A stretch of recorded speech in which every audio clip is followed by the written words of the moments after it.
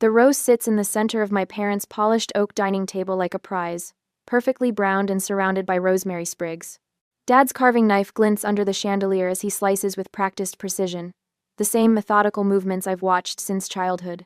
Mom's crystal glasses catch the light, arranged at perfect intervals around her prized Wedgwood china. "Miranda, would you like dark or white meat?" Dad asks, his voice carrying that Sunday dinner formality. "Dark, please." I reach for my water glass, watching as Arya angles her phone beneath the table, capturing her immaculate plate with barely a bite taken from the roasted potatoes. "That filter makes the food look incredible," Arya murmurs, mostly to herself, thumbs moving rapidly across her screen. Mom beams at her. "Make sure to tag that little restaurant where we got the special seasoning blend." I take a bite of meat, perfectly tender. The familiar Sunday ritual unfolds, Mom discussing her garden club politics, Dad offering measured commentary on the neighborhood association's latest dispute. I contribute when asked about my environmental projects, but the conversation inevitably gravitates toward Arya's growing social media presence. 20,000 new followers this month, she announces, not looking up from her screen. "That's wonderful, sweetheart," Mom says, squeezing Arya's hand. Dad clears his throat then, setting down his knife with deliberate care. The sound shifts something in the room's atmosphere. Mom straightens, exchanging a quick glance with him. "We have an announcement to make," Dad says, folding his hands on the table's edge. The roast suddenly tastes like sawdust in my mouth. Their announcements have rarely brought good news my way. "We've officially transferred the lake house into Arya's name," Dad says, his voice carrying the same tone he uses for quarterly business presentations. "From now on, it's hers." My fork freezes midway to my mouth. The dining room continues to exist around me, the gleaming silverware, the hum of the air conditioning, the tick of the grandfather clock in the hall, but sound recedes as if I've been dunked underwater. Mom's face glows as she reaches for Arya's hand again. "We're so excited for you, sweetheart." Arya immediately grabs her phone, angling it for a selfie with our parents. "This is going to be perfect for my summer content series." I set my fork down with careful precision, afraid that any sudden movement might shatter something: the crystal, the china, my composure, the lake house, my lake house. The place where I learned to fish at 5, Dad's hands guiding mine as I held the rod at dawn, mist rising off the water. The dock I helped rebuild when I was 14, spending the entire summer measuring boards while Dad taught me to use the circular saw. The place where I swam every morning before anyone else woke, claiming those quiet moments as mine alone. "Miranda? Miranda?" Mom's voice cuts through my thoughts. "Did you hear what your father said?" I look up, finding 3 sets of eyes on me. I heard. "You already have your condo, dear," Mom says, her tone sliding into the practiced reasonableness I know too well. The lake house fits Arya's lifestyle better. Her followers love those lakeside sunrise posts. "Your sister can really use the place," Dad adds practically, refilling his wine glass. "Your environmental work keeps you in the city anyway." Arya offers what I suppose passes for a sympathetic look, though it doesn't reach her eyes. "I'll take good care of it, sis." I set my napkin beside my plate, smoothing it flat. "I spent every summer there since I was 5, I say, my voice quieter than intended. "I'm the one who helped Dad rebuild the dock." Mom waves her hand dismissively. "That was ages ago, honey. Arya's been the one making use of it these past few years." Speaking of making use, Arya interjects, "I just got the most amazing sponsorship deal with that outdoor furniture company. They want me to showcase their new line at the lake house next month." And just like that, we've moved on. The lake house, my childhood, my memories dismissed as casually as last season's fashion trend. "I need to use the bathroom," I murmur, pushing back from the table. In the hallway bathroom, I lock the door and grip the marble sink, staring at my reflection. The woman looking back has my gray-blue eyes, my father's straight nose, my mother's high cheekbones, but her expression is foreign, stunned, hollow. I splash cold water on my face, the shock of it grounding me. Water drips down my chin as memories flood through me. Dad teaching me to bait a hook with hands still small enough to need his help. Swimming out to the floating dock while stars still hung in the pre-dawn sky. The quiet hours spent fishing beside my father before Arya even woke up. When I return to the dining room, they've moved on completely. Arya has her phone propped against the crystal water pitcher, filming a celebratory toast to new beginnings at the Evans Lake House. Mom raises her champagne glass. When did champagne appear? To Arya. Dad adds, his glass catching the light. Miranda, come join us. Mom motions, her voice carrying that edge that means compliance is expected. Just for a quick family shot. I step into frame, muscles stiff as I force my lips into what might pass for a smile. The champagne tastes like vinegar when I sip it. Later, driving home alone through Minneapolis streets gone quiet with Sunday evening stillness, I grip the steering wheel until my knuckles turn white. The weight of invisibility crushes down on my chest, making it hard to breathe. 30 years of existence, 15 summers of memories, countless dawns spent on that dock, all erased with a single announcement over Sunday roast. They've given away more than property. They've handed over the only piece of my childhood that still felt like mine. My phone pings at 11 that night. I'm curled on my condo sofa, wrapped in the faded quilt my grandmother made, still trying to process the dinner bombshell. The notification glows in the dim light. Aria Evans has tagged you in a story. A familiar dread pools in my stomach as I tap the screen. Her Instagram story splashes across my phone. A professionally filtered sunset over the lake. Aria perched delicately on the edge of the dock, legs dangling just above the water she never actually enters. The lake house, my childhood dream come true, reads the caption, followed by a string of heart emojis and hashtags. I scroll through the comments, dozens pouring in from her followers. Oh my God, so gorgeous, you totally deserve this. Your happy place, can't wait to see what you do with it. That dock view is everything, blessed. Not a single mention of my connection to the property. Not one acknowledgement that I existed in that space for 25 years before it became Aria's content backdrop. In the span of a few filtered photos, my childhood has been digitally erased. I toss my phone onto the cushion beside me and press my palms against my eyes until stars burst behind my eyelids. The quilt slips to the floor as I stand, moving with sudden purpose toward my hall closet. The storage boxes are stacked in the back corner, labeled in my neat handwriting. I drag out the one marked Lake House Childhood, coughing slightly at the dust that rises when I pull off the lid. Inside, dozens of photos spill out, not filtered or posed, but genuine moments captured over 15 years. 6-year-old me, gap-toothed and grinning, holding up a smallmouth bass nearly half my size. Dad and me on the dock, measuring boards for the renovation when I was 14. Me swimming out to the floating platform at dawn, hair slicked back, lake water dripping from my chin. I spread the photos across my living room floor, creating a timeline of memories. Aria seems determined to pretend never existed. The contrast is stark. Her carefully posed photos showing only pristine, untouched scenes, versus the lived-in reality of our family's actual history. At the bottom of the box, I find something unexpected. Dad's old fishing journal, its leather cover worn soft from years of handling. I'd forgotten he kept this, recording every fishing trip from when I was barely tall enough to see over the boat railing. I opened to a random page, dated the 17th of July, 1998. Miranda caught her first bass today. 4 pounds, 18 inches. Fought it for 10 minutes without help. Proudest moment of my life. She named it Frederick and insisted we release it. My fingers trace over his familiar handwriting, the pressure of his pen having left impressions deep enough to feel under my fingertips even 20 years later. I flip through more pages, each one detailing our mornings on the lake, fish caught, weather conditions, occasional sketches of unusual birds we spotted. Not once in all these entries does Aria's name appear. The realization hits me with physical force. My parents haven't simply given Aria the lake house. They've actively chosen to rewrite our family history.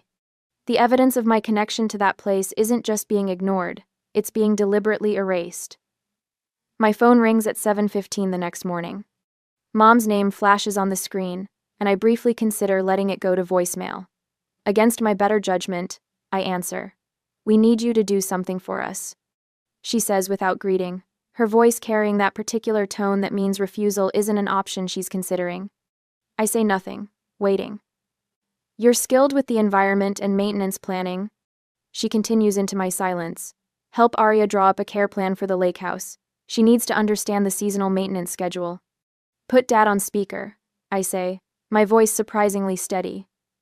A rustling sound, then Dad's practical tone joins the conversation. You know the septic system better than anyone, Miranda. Just show her the ropes.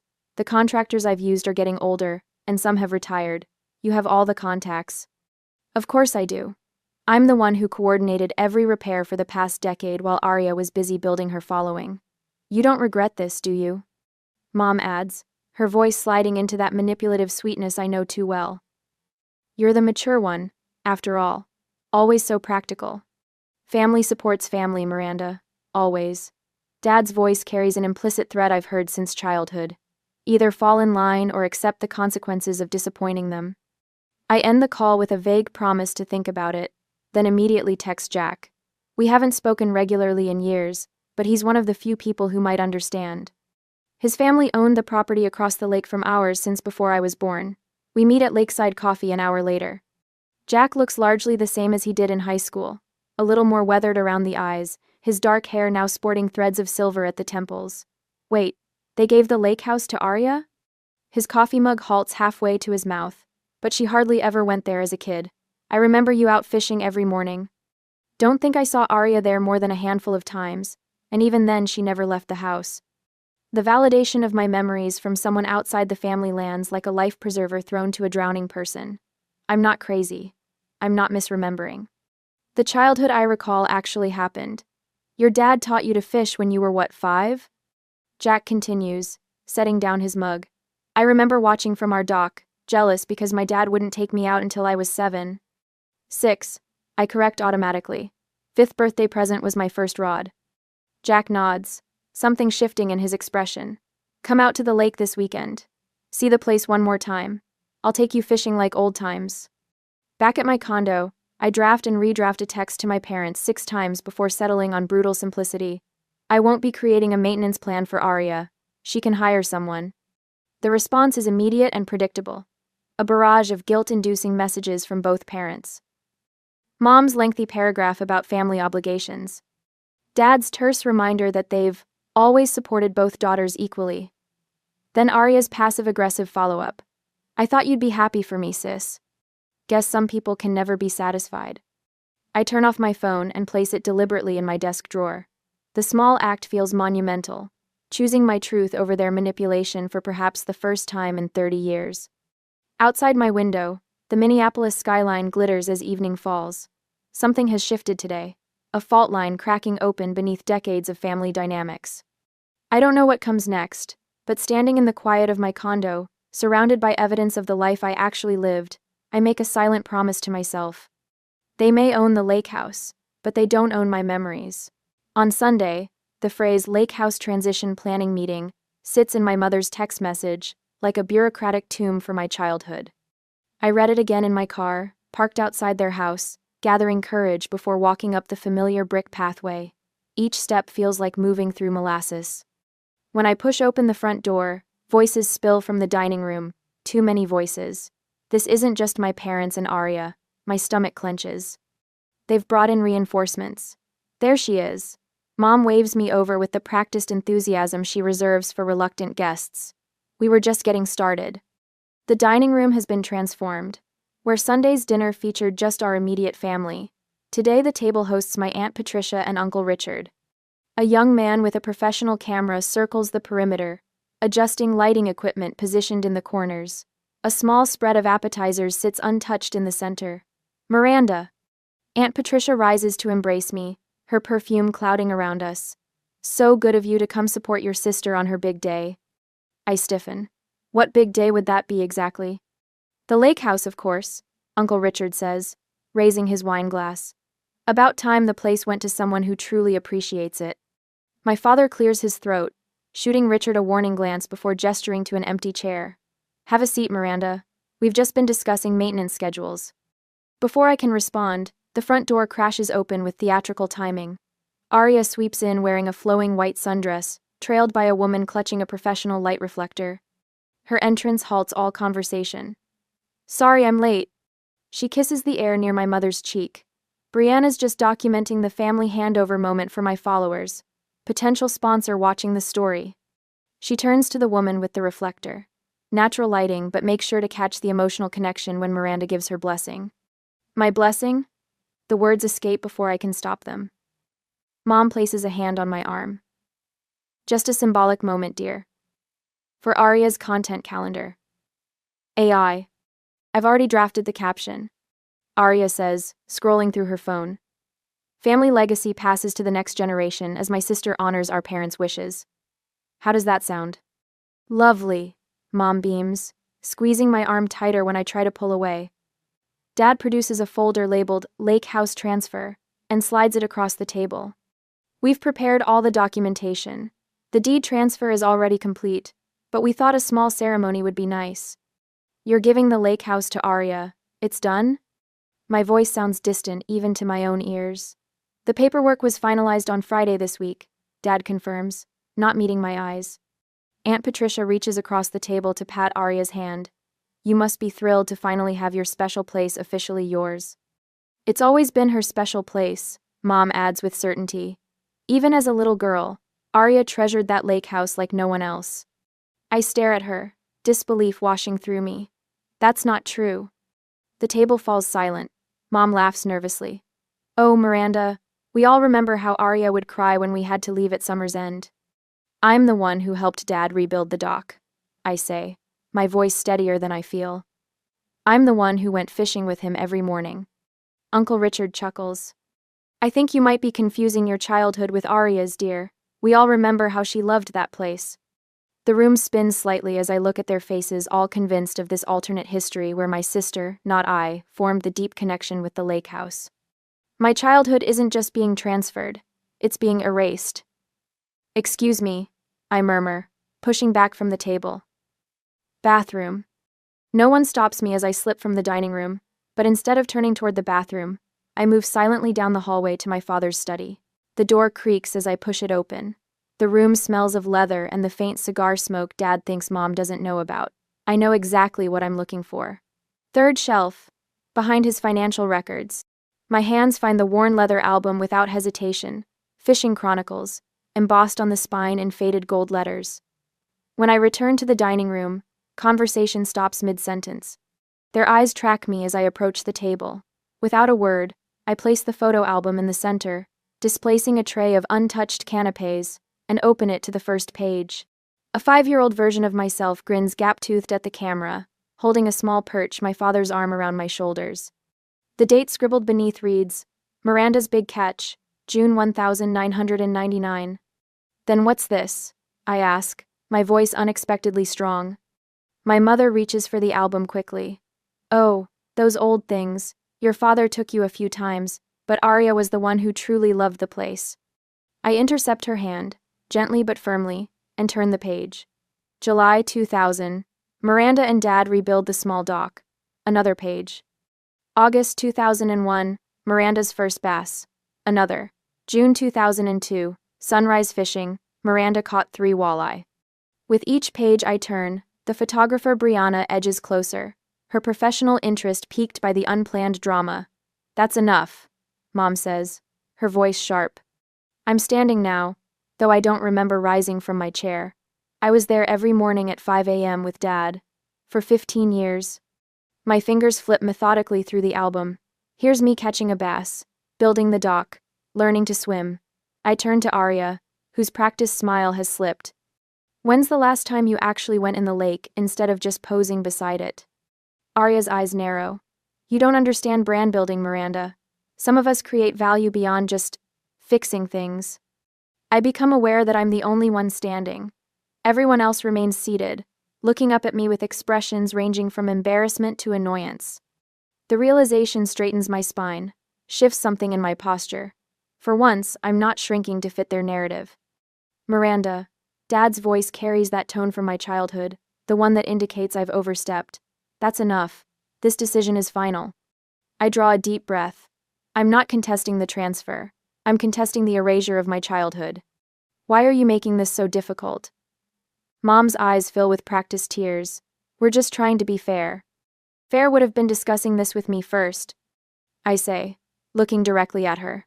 Fair would be acknowledging that I spent every summer morning on that lake while Arya slept until noon.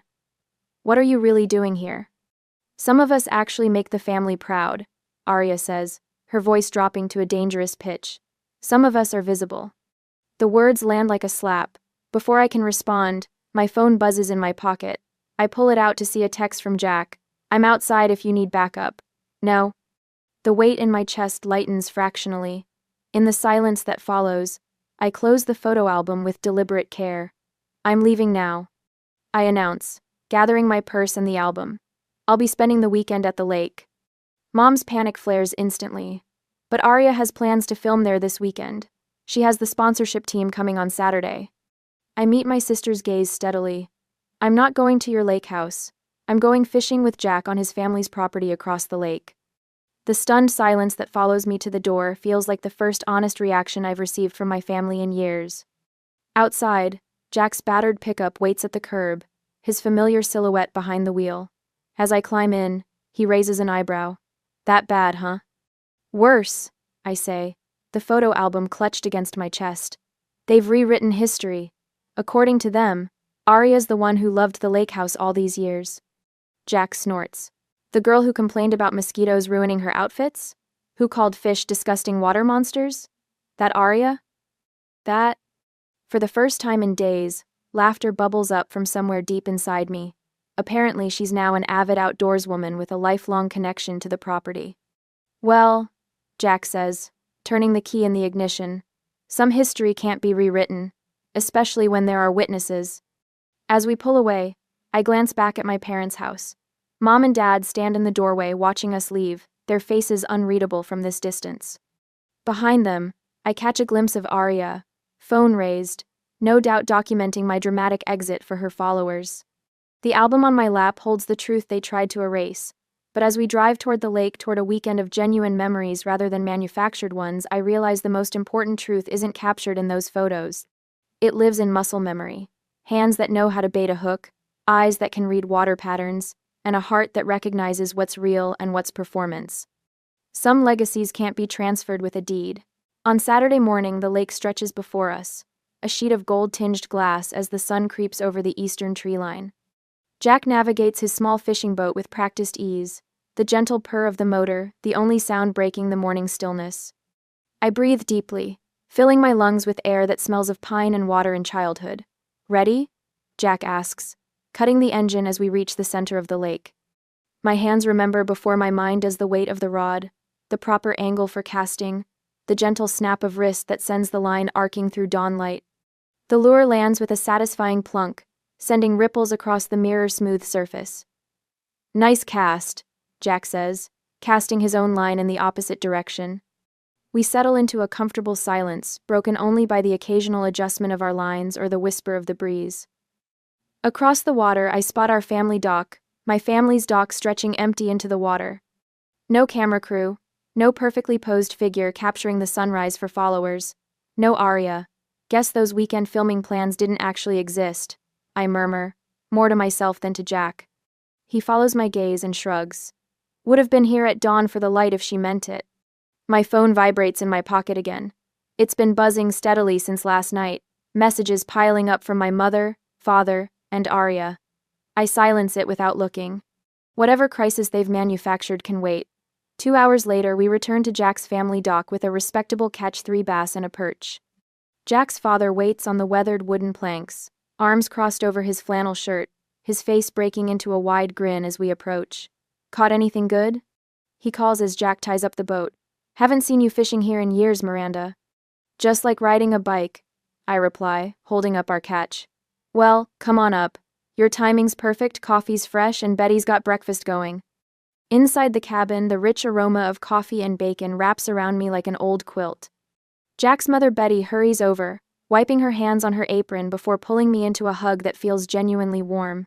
Look at you, she exclaims, holding me at arm's length. Still Miranda Evans, lake girl at heart. You staying for our barbecue later? The neighbors are coming over. I'd love to, I say, surprised by how much I mean it. After breakfast, Betty disappears into a back room, returning with a faded photo album. Found this when we were cleaning last fall, she says, setting it on the kitchen table. Remember when you kids built that raft together? Nearly gave me a heart attack when you paddled it across the lake. The photos show a 12-year-old me and Jack, standing proudly on a roughly assembled wooden platform, life jackets strapped tightly over our sunburned shoulders. We used your dad's power tools without permission, Jack reminds me, laughing. Worth the grounding, I reply, tracing the edge of the photo with my fingertip. As morning shifts to afternoon, neighbors arrive bearing covered dishes and fishing stories. Every other person seems to remember me, asking about my environmental work, reminiscing about summers past. For the first time in years, I feel visible not as an afterthought or a convenient resource, but as a person with history and substance. The sound of another boat motor cuts through the cheerful conversation. Heads turn toward the lake, where a sleek rental approaches the dock. I recognize it immediately. "Miranda," Arya calls as the boat draws closer. Her voice carries the practiced concern of someone aware they're being filmed. Behind her, a man with a professional camera adjusts his focus. "I've been looking everywhere for you. Mom and Dad are worried sick." Jack's father moves to stand beside me, followed by his neighbor Bill and several others, forming a loose semicircle at the edge of the dock. "I told them exactly where I was going," I reply, loud enough to be heard across the water but calm enough to contrast with Arya's dramatic tone. "I'm spending the weekend with people who actually remember my childhood." Arya's camera-ready smile falters. She glances at the gathering crowd, clearly calculating her next move. "Perhaps another time." Jack's father calls, his tone friendly but firm. "We're in the middle of a gathering here." With nowhere to dock and no invitation forthcoming, Arya has no choice but to retreat, her boat turning in a wide arc back toward the family property. Later, checking my phone, I find a direct message from my father rare enough to be notable. "Your mother is upset. Please come back and we can discuss this like adults." Below it, a notification. Both parents now follow Jack on social media. Checking his profile, I see his latest post, a genuine, unposed photo of us with our morning catch. "Great morning fishing with my oldest friend Miranda, just like we did every summer growing up at the lake." The comments flow beneath it, neighbors and lake regulars confirming our shared history. "Remember when Miranda caught that record bass? Still the lake record, isn't it?" Those two were inseparable every summer. I slip my phone back into my pocket and accept a beer from Jack's father, deciding in that moment to stay the entire weekend. Tonight, they're planning a bonfire. Tomorrow, more fishing. None of it will be photographed for followers or filtered for maximum engagement. None of it needs to be. As the sun begins its descent, casting long golden fingers across the water, I realize something profound. They may own the lake house now, but they can never own the lake itself, or the memories it holds. On Tuesday next week, the text message arrives while I'm reviewing water quality reports at my desk. My mother's name flashes on the screen, and I feel the familiar tightening in my chest. "We're having a small ceremony to celebrate Arya's lake house ownership this Saturday.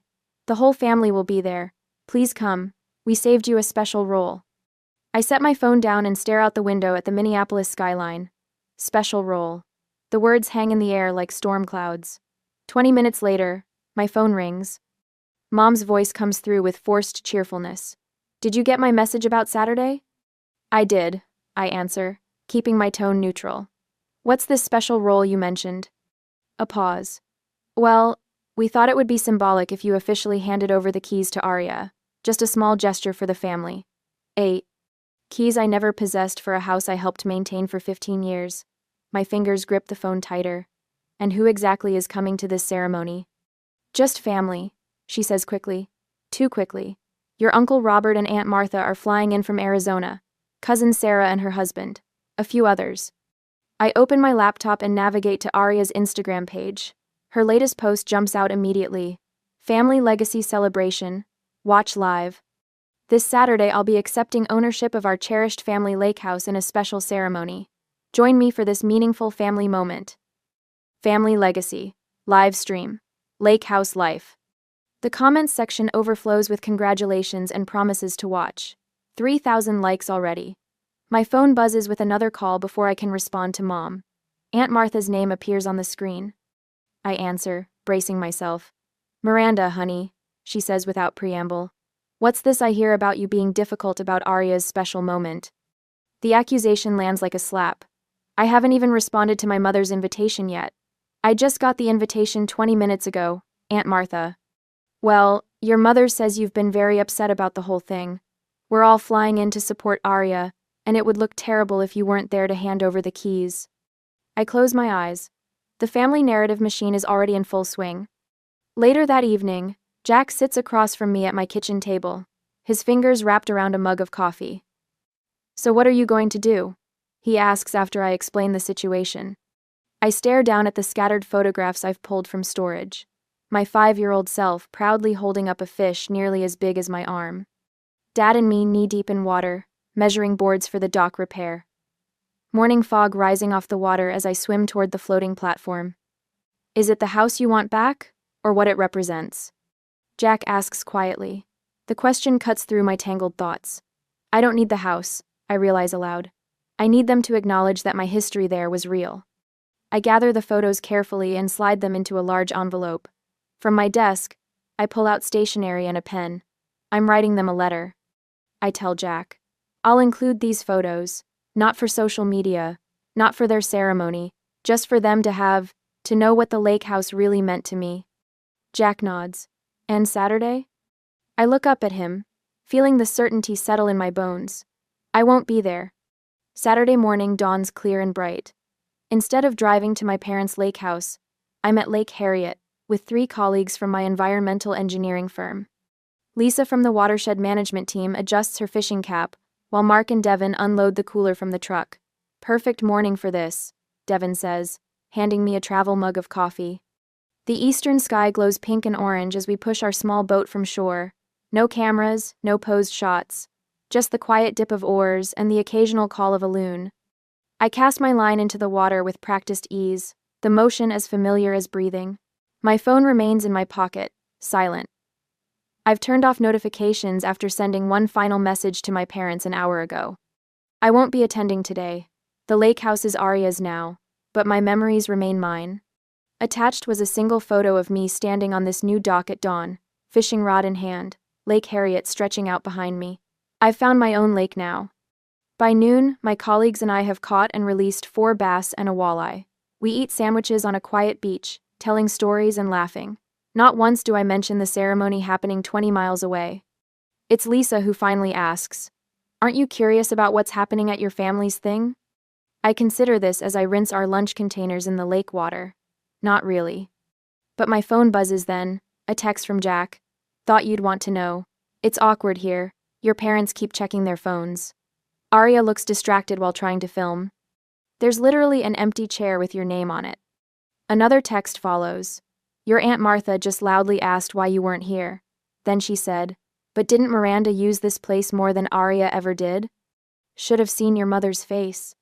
I slip my phone back into my pocket without responding, surprised to find I feel no satisfaction, no vindication, just a quiet certainty that I've made the right choice.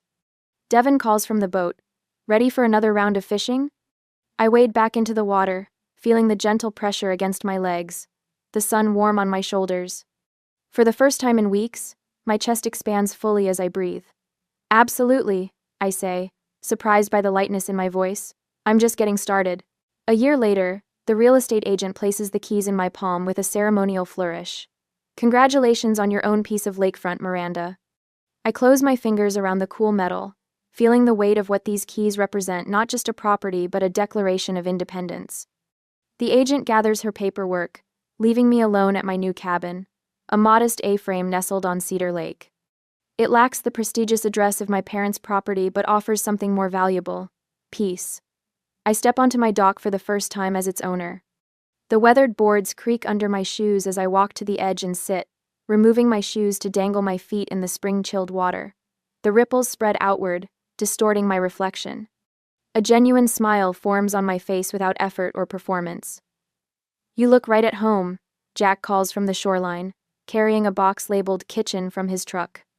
Behind him, 4 friends from my environmental firm unload furniture and supplies. "Need any help?" I ask, not moving from my spot. "Stay right there," Jack laughs. "I've seen that look before. The lake's welcoming you." Over the next month, we transform the cabin. Weekends blur into painting parties and furniture assembly. The renovation becomes less about fixing a property and more about creating rituals: coffee at sunrise on the deck, monthly fishing weekends, impromptu barbecues where nobody poses for photos before eating.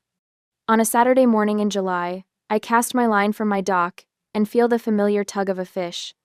I reel in a decent-sized bass, its scales catching sunlight as it thrashes against the air. "First catch from the new place," Jack calls, grabbing my phone. "Let me get a picture." I hold the fish with practiced hands, grinning not for social media but for myself, a moment documented solely for my own memories. After releasing the bass back into the lake, I tuck the phone away without posting anything. Some experiences deserve to exist without an audience. My phone buzzes occasionally with text messages from my mother, increasingly gentle in tone. The garden club asked about you yesterday. And, your old room is always open. Each one carefully avoids mentioning Arya or the lake house. Jack scrolls through his phone one evening as we sit on my deck. Your sister hasn't posted from the lake house in weeks, he says. According to your mom's friend Diane, Arya's barely been there since the initial photo series faded from her feed. I sip my coffee unsurprised. The lake was never about the lake for her. My father's email arrives on a Tuesday morning. The dock needs some repair work. Thought you might like to go fishing sometime when it's done. His awkward olive branch hangs between us. Neither accepted nor rejected as I craft measured, kind but firm responses that maintain the boundaries I've worked so hard to establish. A week later, dawn breaks over my lake. Morning mist hovers above the water, as a small gathering of friends prepares for a weekend celebration. Jack's truck rumbles up the gravel driveway as I pour coffee on the deck. He carries a worn wooden box toward me, its brass corners tarnished with age. Dad wanted you to have this, he says, setting his father's old fishing tackle box beside me. Said it should go to someone who actually uses it. My fingers trace the worn edges, feeling the history embedded in the wood.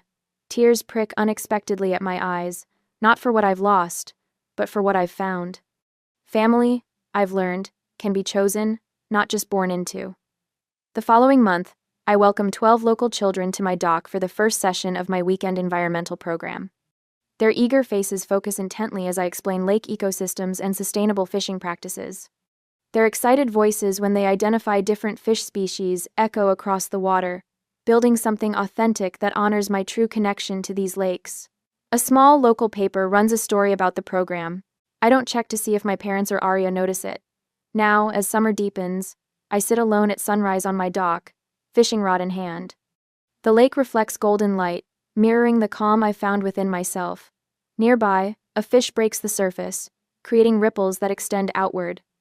I make no move to cast in its direction, content simply to witness its presence rather than capture it.